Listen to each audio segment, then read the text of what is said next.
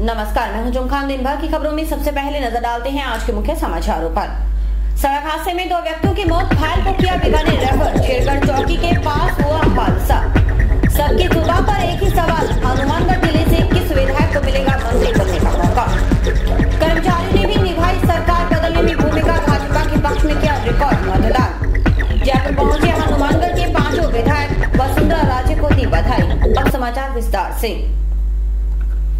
Highway पर हादसों का दौर जारी है। सोमवार सुबह शेरगढ़ के पास सड़क हादसे में 2 व्यक्तियों की मौत हो गई और एक जना गंभीर रूप से घायल हो गया।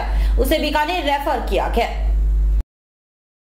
नेशनल हाईवे पर शेरगढ़ चौकी के पास सोमवार सुबह एक ऊंट गाड़ा अज्ञात वाहन से टकरा गया। इससे ऊंट गाड़ा पर सवार 3 व्यक्ति गंभीर रूप से घायल हो गए। उन्हें तत्काल राजकीय अस्पताल पहुंचाया गया, लेकिन 2 व्यक्तियों ने दम तोड़ दिया, जबकि तीसरा व्यक्ति गंभीर रूप से घायल है। उसे तत्काल बीकानेर रेफर किया गया। थाना प्रभारी अंतर सिंह शौरान के मुताबिक हाईवे पर 16 MD रामदेव मंदिर के पास एक ऊंट गाड़ा टाउन मंडी की तरफ जा रहा था। ऊंट गाड़ा पर 3 जने सवार थे। संदीप, बलदेव और कृष्ण कुमार टाउन मंडी में कपास बेचने जा रहे थे। अचानक एक अज्ञात वाहन से ऊंट गाड़े में टक्कर मार दी। सब कुछ इतना जल्दी हुआ कि कोई कुछ भी नहीं समझ पाया। आसपास के लोगों ने संदीप, बलदेव और कृष्ण कुमार को राजकीय अस्पताल टाउन पहुंचाया। इस दौरान संदीप और बलदेव की मौत हो गई, जबकि कृष्ण कुमार गंभीर रूप से घायल था, जिसे बीकानेर रेफर कर दिया गया। आज सुबह 16 MD के बनवारी व देवीलाल ने अपने नरमा को मंडी में बेचने के लिए पड़ोसी गांव किशनपुरा दिखनादा के रुलदू सिंह को उसका ऊंट गाड़ा किराए पर ला करके अपने दोनों बच्चों कृष्ण व संदीप के साथ लगभग सुबह 5 बजे मंडी में नरमा बेचने के लिए ऊंट गाड़ी से रवाना किए थे। ज्यों ही वो मेगा हाईवे पर पहुंचे तो रावतसर की तरफ से एक बड़े किसी वाहन ने आकर के उनके टक्कर मारी। मौके पर ऊंट गाड़ा टूट गया, ऊंट मर गया। तीनों घायलों को राजकीय चिकित्सालय हनुमानगढ़ टाउन लाया गया, जहां रुलदू सिंह व संदीप की मृत्यु हो गई। कृष्ण को बेहतर इलाज के लिए बीकानेर रेफर किया गया है। अज्ञात वाहन की तलाश हेतु इस आदमी भेजे गए हैं। जांच श्री ईश्वरानंद SI को सुपुर्द की हुई। प्रदेश में नई सरकार बनने वाली है। भाजपा नेत्री वसुंधरा राजे दूसरी बार प्रदेश की बागडोर संभालेंगी। इसके साथ ही मंत्रिमंडल में किस विधायक को स्थान मिल पाएगा, इस मसले पर चर्चा शुरू हो गई है। खास बात है कि पहली बार हनुमानगढ़ जिले की सभी सीटों पर भाजपा प्रत्याशियों को जीत का परचम लहराने का मौका मिला है। सबकी जुबान पर एक ही सवाल, आखिर हनुमानगढ़ जिले के किस विधायक को मिलेगा मंत्रिमंडल में स्थान? क्या पूर्व मंत्री डॉक्टर राम प्रताप को राज्य मंत्रिमंडल में जगह मिल पाएगी, या फिर उनकी जगह नोहर के विधायक अभिषेक मटोरिया को शामिल किया जाएगा? यह ऐसा सवाल है कि जिस पर हर जगह चर्चा की जाने लगी है। वर्ष 1993 से हनुमानगढ़ की राजनीति की बात करें तो उस वक्त शेखावत सरकार में जिले के 5 विधायकों को मंत्री बनने का मौका मिला था। हालांकि राजनीतिक हालात कुछ अलग ही थे।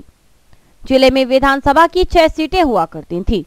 हनुमानगढ़, टिब्बी, संगरिया, पीलीबंगा, नौहर और भादरा। हनुमानगढ़ से भाजपा की टिकट पर जीते थे डॉक्टर राम प्रताप और पीलीबंगा से राम प्रताप कासनिया। संगरिया, टिब्बी और भादरा से निर्दलीय प्रत्याशियों ने जीत हासिल की थी। इसके तहत संगरिया से गुरजंट सिंह, टिब्बी से शशि दत्ता और भादरा से ज्ञान सिंह चौधरी थे विधायक, जबकि नौहर से विधायक बनने का मौका मिला था अभय सिंह चौटाला को। अल्पमत से बनी शेखावत सरकार को समर्थन दिया था गुरजंट सिंह, ज्ञान सिंह चौधरी और शशि दत्ता ने, लिहाजा उन तीनों को मंत्री पद से नवाजा गया। भाजपा कोटे से मंत्री बने थे डॉक्टर राम प्रताप। बाद में राम प्रताप कासनिया को भी मंत्री बनाया गया, यानी एक ही जिले से 6 में से 5 विधायकों को मंत्री पद मिला। उसके बाद वर्ष 1998 के चुनाव में सरकार बनी कांग्रेस की और जिले की 6 सीटों में से 5 पर विजयी हुए थे कांग्रेस प्रत्याशी। उस वक्त गहलोत सरकार में मंत्री बनने वाले जिले के एकमात्र विधायक थे संगरिया के केसी बिश्नोई। फिर जब 2003 में वसुंधरा राजे की सरकार बनी तो जिले में भाजपा टिकट पर एकमात्र धर्मेंद्र मोची को जीत का जश्न मनाने का मौका मिला। लेकिन उन्हें मंत्री पद हासिल करने का गौरव नहीं मिला। हालांकि हारने के बावजूद पार्टी ने डॉक्टर राम प्रताप को इंदिरा गांधी नहर बोर्ड का अध्यक्ष बनाया था, लेकिन राज्य मंत्रिमंडल में जिले का कोई विधायक शामिल नहीं था। फिर 2008 में बनी कांग्रेस की सरकार। करीब 2.5 साल तक राज्य कैबिनेट में हनुमानगढ़ का प्रतिनिधित्व नहीं रहा, लेकिन बाद में गहलोत सरकार ने चौधरी विनोद कुमार और भादरा के निर्दलीय विधायक जयदीप डुड्डी को मंत्री बनाया। इस दफा जिले की 5 सीट भाजपा के पास हैं। ऐसे में कौन होगा राज्य मंत्रिमंडल का सदस्य, चर्चा का विषय बना हुआ है। वैसे डॉक्टर राम प्रताप के समर्थक पूरी तरह आश्वस्त हैं। उनका कहना है कि हर हाल में डॉक्टर राम प्रताप मंत्री बनेंगे। और अब हमारी जो आने वाली सरकार है वसुंधरा जी की, हम चाहते हैं कि हमारे और हमारी पब्लिक चाहती है कि जो हमारे डॉक्टर साहब यहाँ से भेजे हुए हैं, इनको बढ़िया कोई मंत्री पद मिले, और ताकि हमारे आने वाले टाइम में हमारी जो हनुमानगढ़ की जो समस्या है वो वहाँ बढ़िया तरीके से रख सके। और पूरी उम्मीद है हमारी पब्लिक को डॉक्टर साहब से कि आने वाले टाइम में जो हमारे कार्य रुके हुए हैं वो डॉक्टर साहब कराएं। पक्का मंत्री बनेंगे। वो पूरे राजस्थान में एक सीनियर लीडर हैं और वो मेरी पूरा उम्मीद है कि वो पूरे भारतीय जनता पार्टी में एक अच्छे मंत्री बनेंगे और पूरे जिले का वो विकास करवाएंगे। पूरे जिले का नहीं, हमारे पूरे क्षेत्र को अगर आप उनको कहें तो संभाग के नेता है और संभाग के नेता होने के नाते उनको पूरे संभाग में विकास कराएंगे। गहलोत सरकार के पतन में कर्मचारियों ने भी कोई कसर नहीं छोड़ी। यूं भी गहलोत सरकार कर्मचारी विरोधी के तौर पर जानी जाती रही है। इस बार लग रहा था कि कर्मचारी थोड़ा सा रहम दिखाएंगे, लेकिन ऐसा नहीं हुआ। कर्मचारियों ने फिर किया गहलोत सरकार के खिलाफ मतदान। प्रदेश भर की तरह हनुमानगढ़ जिले में इसका उदाहरण देखने को मिला। जिले में पोस्टल बैलेट पेपर से 7,490 वोट डाले गए, जिनमें से भाजपा के पक्ष में सर्वाधिक 3,977 वोट पड़े, जबकि कांग्रेस के पक्ष में सिर्फ 1,521 मत पड़े। खास बात है कि बसपा कर्मचारियों की तीसरी पसंद बनी। बसपा को जिले में 317 वोट मिले, जबकि माकपा को मिले पूरे 225 वोट। वहीं पहली बार चुनाव मैदान में कूदी जमींदारा पार्टी के प्रति भी कर्मचारियों ने रुचि दिखाई। जमींदारा पार्टी को 116 वोट मिले। हनुमानगढ़ विधानसभा क्षेत्र की बात करें तो भाजपा प्रत्याशी डॉक्टर राम प्रताप को सर्वाधिक 912 वोट, कांग्रेस प्रत्याशी चौधरी विनोद कुमार को 520 तथा बसपा प्रत्याशी मनीराम प्रधान को 29 वोट मिले। माकपा प्रत्याशी रघुवीर वर्मा को 14 कर्मचारियों ने वोट दिया, तो पूर्व जिला प्रमुख राजेंद्र मकासर को कर्मचारियों के 18 वोट से संतोष करना पड़ा। वहीं निर्दलीय जसपाल सिंह को कर्मचारियों से मिले 20 वोट। खास बात है कि क्षेत्र से 103 कर्मचारियों ने निर्दलीय प्रत्याशी प्रोफेसर सुमन चावला के पक्ष में मतदान किया। नोहा क्षेत्र से भाजपा प्रत्याशी अभिषेक मटोरिया को 910, कांग्रेस प्रत्याशी राजेंद्र चाचान को 426, माकपा के हृदकर्ण को 3, बसपा के शंकरलाल को 35, जमींदारा पार्टी के अभय कुमार को 8, जागो पार्टी के रतनलाल अरोड़ा को 9 वोट मिले। जिले के सभी विधायक सोमवार को सुबह जयपुर पहुंचे। उन्होंने पार्टी की प्रदेश अध्यक्ष वसुंधरा राजे से मुलाकात कर उन्हें नई सरकार बनाने के लिए शुभकामनाएं दी। राजस्थान की राजनीति में आमूलचूल परिवर्तन के बाद अब नई सरकार के गठन की तैयारी हो चुकी है। भाजपा ने प्रचंड बहुमत हासिल कर सत्ता में वापसी सुनिश्चित कर ली है। प्रदेश अध्यक्ष के रूप में वसुंधरा राजे की यह दूसरी सबसे बड़ी जीत है। 2003 के चुनाव में भी श्रीमती राजे के पक्ष में परिवर्तन की बयार बही थी, जिसमें कई कांग्रेसी शूरमाओं के महल ध्वस्त हो गए थे। इस चुनाव में स्थिति अलग ही नजर आई। विधायक दल की बैठक में भाग लेने के लिए हनुमानगढ़ के 5 विधायक जयपुर पहुंच चुके हैं।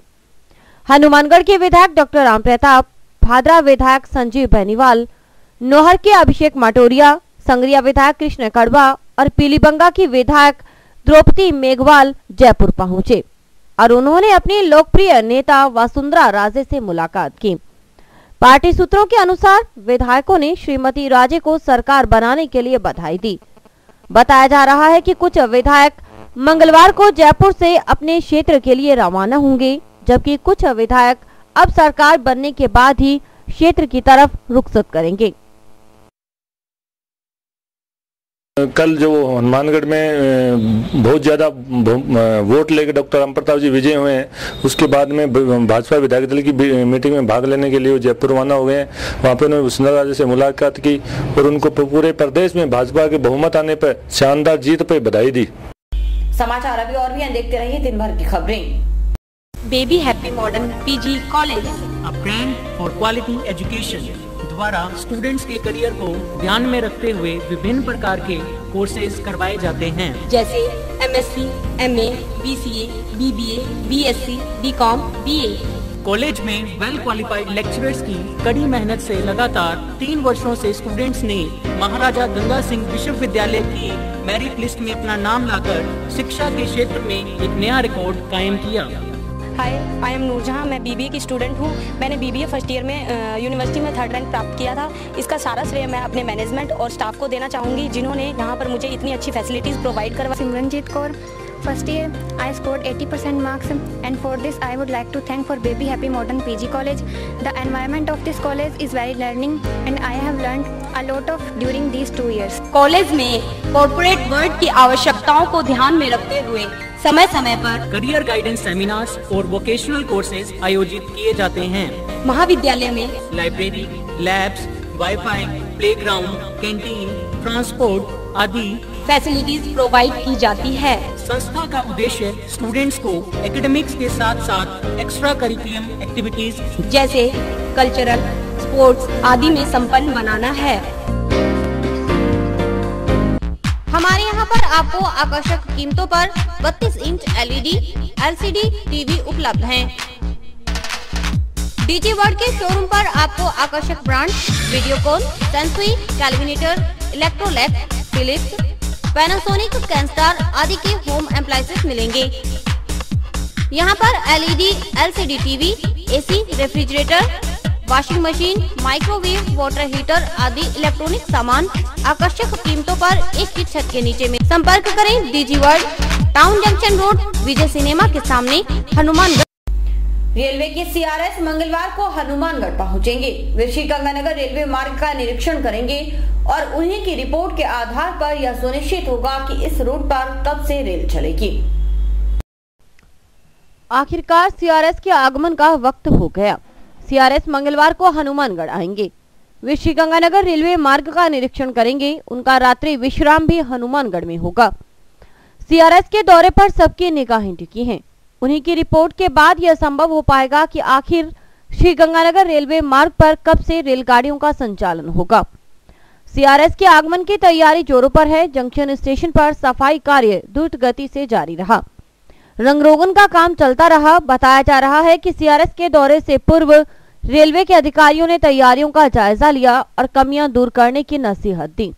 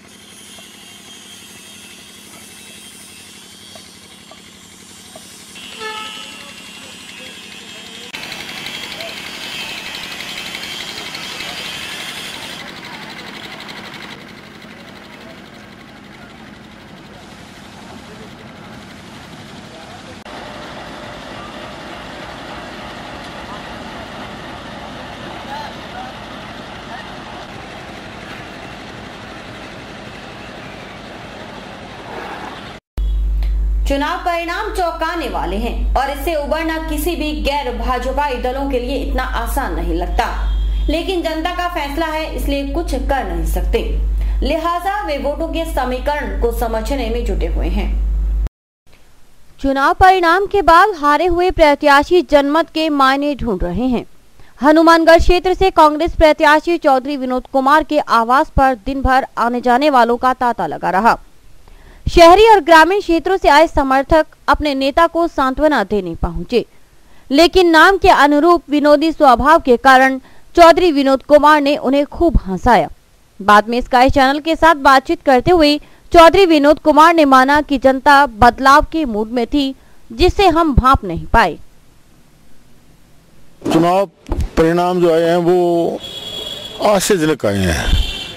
हमारी सरकार ने, हमारे मुख्यमंत्री अशोक जी गहलोत ने जो जल कल्याणकारी योजनाएं लागू की थी और हम पूरे आश्वस्त थे कि जनता इसको मानेगी और वोट देगी, लेकिन जो पुराने वोटर थे वो तो हमें मिले।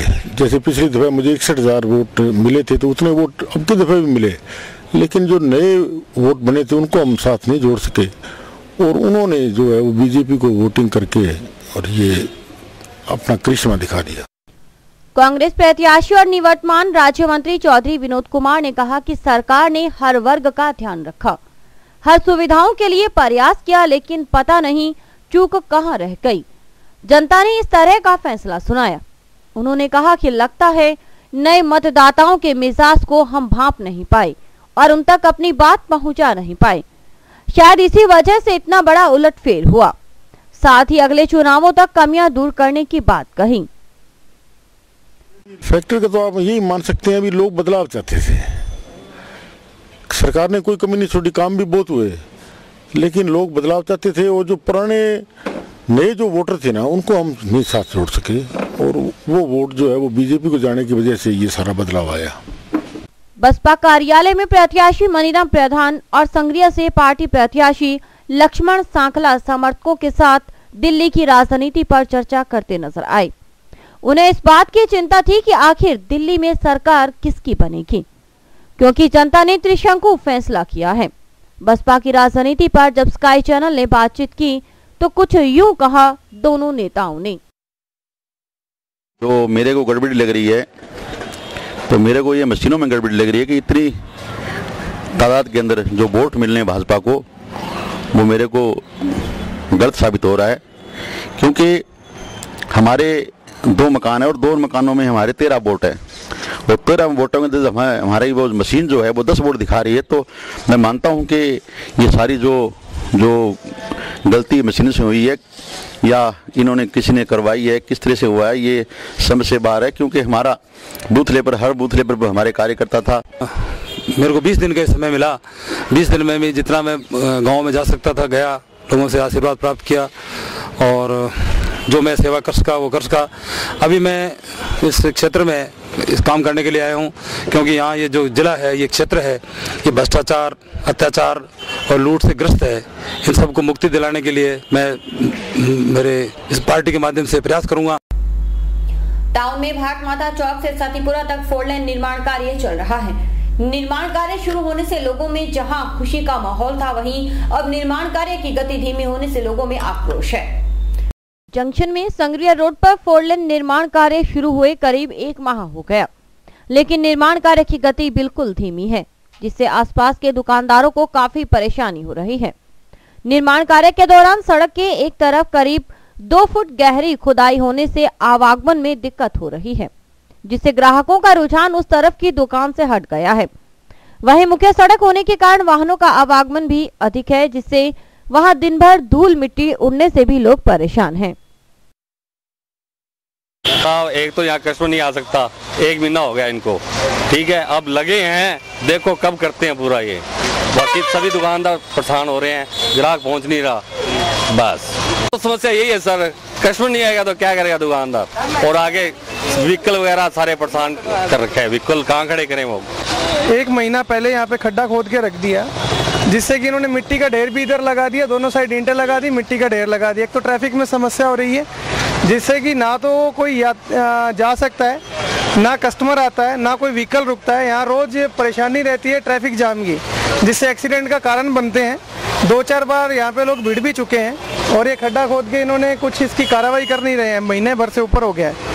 जिससे कि ये स्पीड से काम करें तो ये परेशानी भी नहीं हो, दुकानदार लोग भी परेशान नहीं हो, कस्टमर भी आए, और ये जो ट्रैफिक है इसका भी संचालन सही तरीके से हो सके। और अभी वक्त है हेडलाइंस का।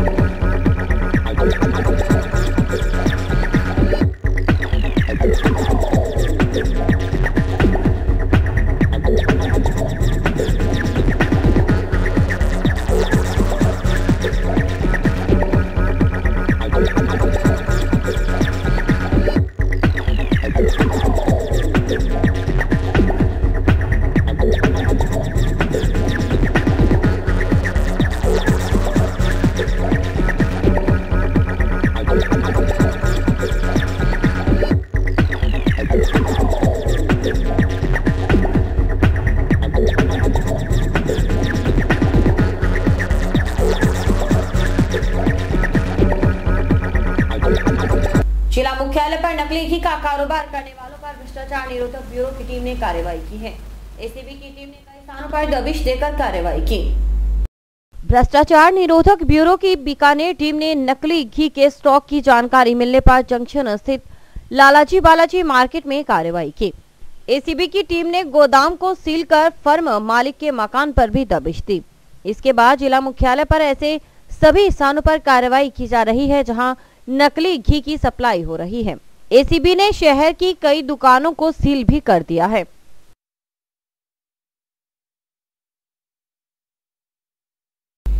शहर में अवैध कब्जों को हटाने के लिए नगर परिषद द्वारा की जा रही कार्यवाही अब गति पकड़ने लगी है। नगर परिषद द्वारा चिन्हित किए गए कब्जों को लोग अब स्वेच्छा से ही हटाने लगे हैं। जंक्शन की दुर्गा कॉलोनी में नगर परिषद ने अनेक स्थानों पर अवैध कब्जों को चिन्हित किया था। परिषद ने इन अवैध कब्जों को तोड़ने के लिए 12 दिसंबर के बाद का दिन तय किया था, लेकिन लोगों ने इससे पूर्व ही स्वेच्छा से कब्जे हटाने की कार्यवाही शुरू कर दी। आज दुर्गा कॉलोनी में नागरिकों ने नगर परिषद द्वारा चिन्हित किए गए कब्जों को हटाया। नगर पालिका ने अतिक्रमण के निशान लगाए थे, मेरे अतिक्रमण किया हुआ था और उनको मैंने बुला के निशान लेके दोबारा वो मैंने अपने आप खुद ही अपने खर्चे से उनको तोड़ दिया मैंने।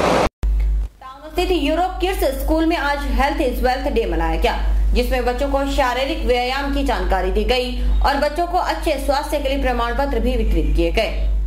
यूरोप किड्स स्कूल में हेल्थ इज वेल्थ डे के अवसर पर स्वास्थ्य संबंधी जानकारी दी गई। खेलों का मनुष्य के जीवन में क्या महत्व है, इसके बारे में भी बच्चों को बताया गया। कार्यक्रम के दौरान विभिन्न खेल प्रतियोगिताओं का आयोजन हुआ, जिसमें musical chair, balance game, racing सहित विभिन्न खेल प्रतियोगिताओं में बच्चों ने बड़े उत्साह से भाग लिया। इस अवसर पर बच्चों को शारीरिक व्यायाम की जानकारी दी गई और बच्चों को अच्छे स्वास्थ्य के लिए प्रमाण पत्र भी वितरित किए गए। और इसी के साथ समाचार समाप्त हुए। रोजाना देखते रहिए समाचार। नमस्कार।